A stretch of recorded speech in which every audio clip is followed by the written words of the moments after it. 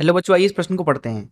बोला जा रहा है एक बंद डिब्बा में जिसमें गैस भरी है किसी त्वरण से क्षैतिज दिशा में गति कर रहा है। गुरुत्वीय प्रभाव मान लीजिए नगण्य है। तो बोला जा रहा है डिब्बे में जो दाब है, पहला ऑप्शन है प्रत्येक स्थान पर समान है, दूसरा ऑप्शन है आगे के भाग में कम, तीसरा ऑप्शन है पीछे के भाग में कम, चौथा ऑप्शन है ऊपर के भाग में कम। आइए इस प्रश्न की मुख्य अवधारणा की चर्चा करें। मुख्य अवधारणा देखिए, अगर मान लीजिए कि एक वस्तु है कुछ इस तरीके से, इसका द्रव्यमान मान लीजिए m है और ये आगे की दिशा में मान लीजिए a त्वरण से गति कर रहा है, तो इसको आगे की ही दिशा में एक बल चाहिए इस a त्वरण के लिए, जो कि बराबर होगा F बराबर m गुणे a के।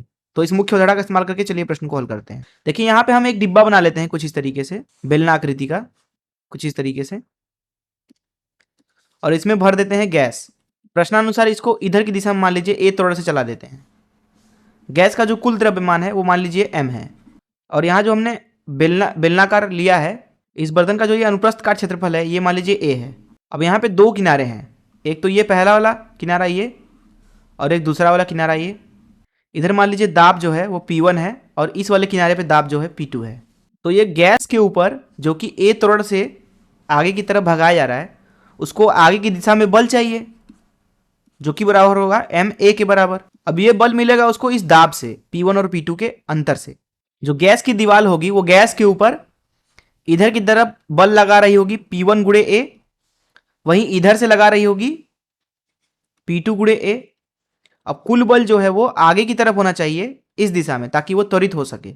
इसलिए यहां पे इस F का मान लिखेंगे हम P2a ऋण P1a बराबर द्रव्यमान गुणे त्वरण। तो यहां से आप देख सकते हैं कि जो P2a है वो है ma गुणे ma धन P1a, अर्थात P2 का मान मिल रहा है आपको ma भागे बड़ा A धन P1, जिसका मतलब यह है कि गैस का जो आगे वाला हिस्सा है उधर का जो दाब है, जो कि यहाँ पे P1 हमने माना है, वो कम है, और पीछे वाला दाब जो है वो ज़्यादा है।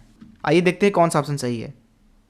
देखिए डिब्बा बंद था, उसमें जो दाब होगा वो प्रत्येक स्थान पर समान होगा नहीं, त्वरित होने के लिए जरूरी है कि दाबांतर हो, ताकि उसको आगे की तरफ एक बल महसूस हो। आगे के भाग में कम, बिल्कुल सही बात, जो आगे का भाग है डिब्बा का उसमें कम दाब है, जो कि यहाँ पे P1 था, तो इसलिए बी उत्तर सही है। अब यहाँ पे प्रश्न में बोला जा रहा था कि गुरुत्वीय प्रभाव जो है वो नगण्य मान लीजिए, तो क्षैतिज दिशा में यहाँ पे कोई त्वरण नहीं है, सॉरी यहाँ पे ऊर्ध्वाधर दिशा में कोई त्वरण नहीं है, क्योंकि प्रश्न में बोला जा रहा है कि गुरुत्वीय प्रभाव नगण्य है, इसलिए ऊर्ध्वाधर दिशा में गैस को कोई बल नहीं चाहिए, इसलिए ऊर्ध्वाधर दिशा में दाब नहीं बदलेगा, केवल क्षैतिज दिशा में दाब बदलेगा। मैं आशा करता हूं कि आपको इस प्रश्न का हल जरूर समझ में आया होगा। धन्यवाद।